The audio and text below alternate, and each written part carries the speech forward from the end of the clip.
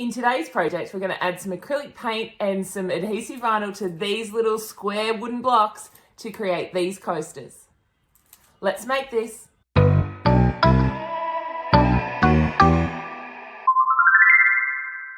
Today's inspiration is the comeback of the coaster. So people are doing, particularly cricketers, are doing a lot with coasters at the moment. So I thought, why not jump on the bandwagon? I got these squares at one of our cheap stores down here in Tasmania called Shiploads, and I've been trying to rack my brain as to what to do with them, and I think I've come up with the perfect plan. So I just love the fact that coasters can go with any decor, they can go with any of your themes, and they can just really show a personality for anyone's home. So having a look at all of these, the ones that I can find, I think they're fantastic, and I want to work out how I can do that for myself. The materials we'll need today are a standard grip mat, some acrylic paint. I got white paint that I think I bought at Spotlight a little while ago. I've got some adhesive vinyl, and I've also got these MDF style squares that I got from a shop in Tasmania called Shiploads. To design our project this week, we're going to use a combination of Design Space and we're going to use Canva. Now, I've gone to a new project and I've chosen the vinyl decal. Now, this is a new feature, and I talked about this feature last week, but it's a new feature and I think it's fantastic. So they provide an outline or a guide of a shape, and it's a rectangle square shape. And it means that that will disappear when we go to make, and we won't have to worry about remembering to delete each of those squares. So I've created 4 8 by 8.5 centimetre squares. That's the size of our coaster. And then I'm going to put text. Now I've decided to go with a cocktail theme for these coasters. So I'm going to do a white background, and then I've gone with garnishes. So there are about 4 or 5 main garnishes. So we've got lime wedges, we've got cherries, we've got cocktail umbrellas, we've got olives. We've also got things like orange twists and those kind of things. But I thought if I go for those first 4, they're quite distinct. And so I needed drinks to go with it. So I've chosen Brotown Signature as my font. And I'm creating that font by typing the word, and then I'm doing a 0.5 offset around the word, and I'm using the offset as the text. The reason I'm doing that is because you can see how thin this text is, and if I just went with that text on its own, we might find it firstly hard to read, but secondly hard to read, because it's great when it's a big size, and when we're looking at it on our screen at whatever size font that is that we're typing on, it's big and very easy to read. But as we reduce the size, it makes it more difficult to see. So it's 157 or 158 size font. So, but if I do that offset of 0.5 at that size, then when I shrink it down, it doesn't get too congested. We can still read the word margarita. We can still read the word Manhattan. And it's got some depth, but it's also, I really like this font because it's that classy script kind of font. And I think that that's what cocktail-based coasters need. Now, you'll see here that I spelt the word colada incorrectly, and even though I'm not going to show it in the video, I do go back and fix it. So I didn't realise until I'd cut it and I was about to lay the text down onto the coaster, but I didn't film that. So I've got martini, I've got a margarita, I've got a pina colada and a Manhattan. So I'm just going to save this. Now that I've got the text there, I'm just going to save it. I'm going to go into Canva. I just saved it first just in case, sometimes things shut down when you go into a different program, and I didn't want to lose that work that we've done. And now that I'm in Canva, I'm looking for garnishes. So I'm using Canva because I had a look at Design Space and they really were not, the icons or the graphics that we could use to cut weren't great. They were a little bit too simple, I guess, even though the ones we're going to use can't be too elaborate, but they were a little bit too simple and I just didn't like them. So I've got half a lime wedge. So I've just gone into Elements. I've typed lime and I've clicked on the graphics menu. And on the right hand side, I've chosen free because I want a free image. And I'm going to look for half a lime wedge. I'm doing a cocktail cherry. I'm doing a cocktail olive. And then I'm doing a cocktail umbrella.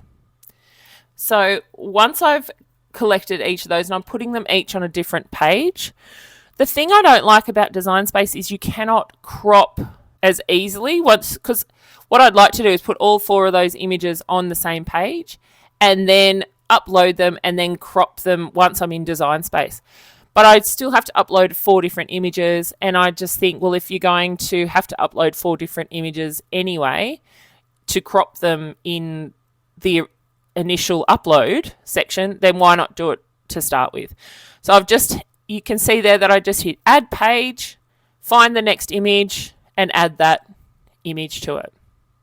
Then I'm going to go to share and I'm sharing this as a PNG. We want it as an image file so that we can upload that image file into Design Space. If you were a Canva Pro member, I would absolutely select transparent background. But because I'm using the free version in all of my projects, I am just going to use the regular PNG. And then I'm just going to go back into Design Space and I hit upload. Now, as I upload each image, I'm going to remove each background just to make sure that the cut looks like the image that I've uploaded. So you can see here now that I've got the lime there, it looks like a piece of lime. Then when I've uploaded it, I'm going to then place it onto the shape that I've created for our coaster. Then I'm just going to change the color of the lime wedge. It's not going to matter a bit later, but I just want to be able to see this from a visual aspect. Then I'm going to right click on the lime. I'm going to choose send to back. Then I'm going to click both the lime and the offset of the word margarita holding my shift key down. Then I'm going to go up to a line and I'm going to center it. Now I want to center it so that it all fits nicely together. Then I'm going to choose the word margarita. I'm going to do a 0.1 offset around the word margarita.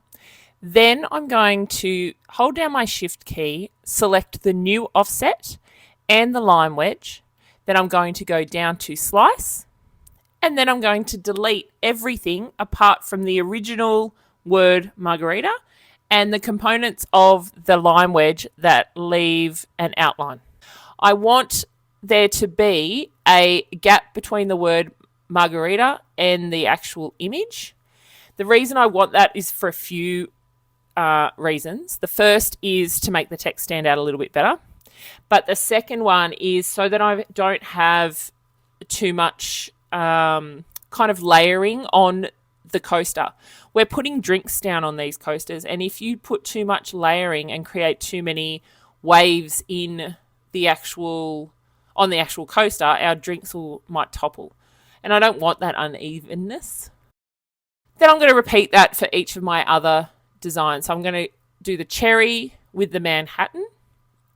So I make sure that the cherry goes behind everything else. I go and select the word Manhattan and the cherry. I align it center.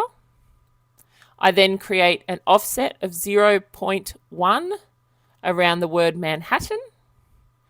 I select the cherry and the new offset. I hit slice, and then I delete all the components of that slice that are not the cherry or the full word Manhattan. And then you can see that I've got the gap. So I'm going to repeat that. The martini gets the olive. You'll see that with the olive, I have deleted, when I was doing the initial upload, I've deleted the internal component of the stick. Whereas with the cocktail umbrella, I have left the stick whole, and all I've got is the gaps between the parts of the umbrella. The reason I've done that is just because I think if I had the gap in the middle of the umbrella stick, it just kind of doesn't make it look like a cocktail umbrella. It kind of makes it look a little bit more like an umbrella at the beach, I guess. But I really wanted to emphasize that point, so I've made that a full cocktail stick. I've also turned the olive on its diagonal, just because I thought that would be a better way to show it. For no other reason. I just think it looks a bit better. The umbrella is fine straight up and down. I could have actually turned that on its angle too, because most of the time an umbrella doesn't sit directly into a drink, but I like it the way I've put it. You can obviously play around with it. And then make sure you've saved it, and then you go to make. Now, I made all of the text and all of the images the same color because they're not big images. They can all fit on the same mat. I'm doing all the text in metallic gold, and then each of the images I'm doing in a different color. So I'm going to do red for the cherry. I've got a dark green for the olive. I've got a lighter green for the lime, and then I started with a purple for the umbrella, but as I said before, I've spelt pina colada wrong. So I had to go back in, and then once I've gone back in, because I'd already cut the umbrella, I'd run out of that vinyl. So I truly am using up my vinyl in these projects, so much so that I had no purple left. So that was the right size for the umbrella anyway. So I've ended up making a blue umbrella. Remember that you can always turn your images or your text around onto different angles if that will serve your scrap vinyl purposes better. So make sure that you're playing around with it so that you're best using up your vinyl, but also giving yourself enough space for all of your components. Once you've got it in the right spots, you just hit continue and then choose vinyl. Now, because I've got the gold metallic vinyl, I'm just going to do vinyl with more pressure. I don't want to go and make it in a metallic vinyl because I think it does 2 passes, and this vinyl is pretty well the same as regular vinyl, so I didn't want that to be cut too many times, so I've just done a little bit more pressure, and then we can go into our cut.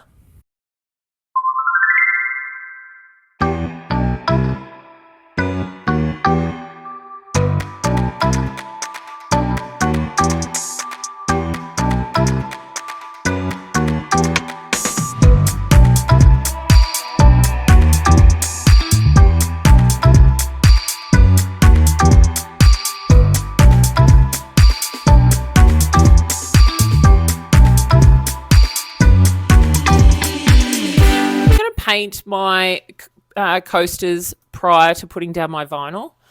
I'm just using some white acrylic paint. Now, I did not anticipate how much this MDF board sucks in paint, or sucks in the white paint anyway. So I've had to do a few layers. I've used a paintbrush, I've used a sponge, I've used my finger, and it still gives me that grainy effect. I feel like if I did this again, I probably would put vinyl down rather than paint on this. I don't know how people get it so beautiful when they do these kind of projects without having the paint stripes through it, or the grain from our actual paintbrush. But I've ended up doing about 4 coats of white before I got down to putting the vinyl on our coasters. Now that we've done the paint and that's dried, I let it dry overnight before I attempted putting this down. and still it's not tacky, but it feels like it could lift. So I've used an old piece of transfer tape. You can see there that the grid has been lifted. The reason I'm just using the old one is just so that, because sometimes our transfer tape can be really strong to start with, but because this one has been used so often, it doesn't have as much stick on it, which means it should lift off the paint and off the vinyl quite easily without causing too much of an issue on our paint. And you can see here that my theory was correct. I really like that green. That olive green is really good. But see, there's still like a little fingerprint-ish. It was tacky. It wasn't, I don't think you can really see a fingerprint, but it felt like I'd left one. And then all it is a matter of now placing the text over the top. So I've got to fit it into that gap. I love this gold. It's not as good as rose gold, but it is a good.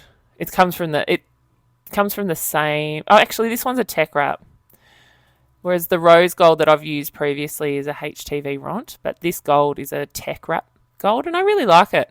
It cuts nicely, it sticks well, it weeds really well. So if you're looking for some gold vinyl, HTV Ront or tech wrap are great. And look, I think the colour combo here, particularly for the olive, is great. Yeah. Come on, come up. Yep, good one. Yeah, that's awesome. I'd actually like it. I still don't love the fact you can see the paint grain in the background, but I think the actual design is great. All right, so I'm going to speed this up. We'll do all of them.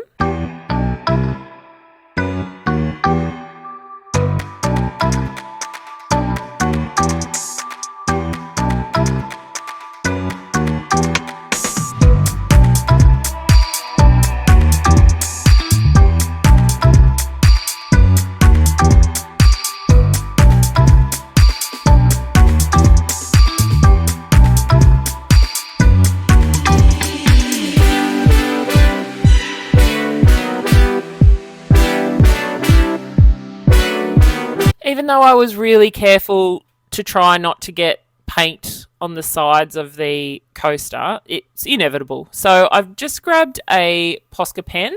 If you were a kid in the 90s, you would have loved a Posca pen, and they are still around. I just can't believe that some things just stick around for so long, but they are the best pens. So I've just got a silver one, and I'm just going to go around the edges of each of the coasters to cover up any of that white overlap. So just really carefully, I'm just going around each edge.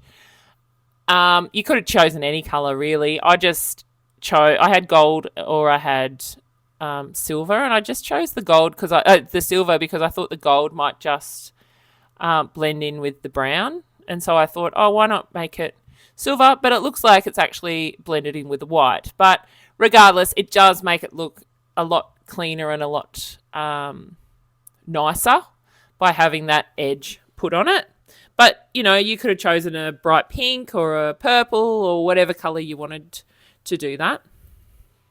And then the final step is just to put some Mod Podge over the top of our vinyl. Now, in reality, you're not doing that to stop the vinyl from lifting. I just wanted that over the top, actually more over the top of the paint rather than the vinyl, because the paint may tend to stick to the bottom of your glass when you've got condensation underneath.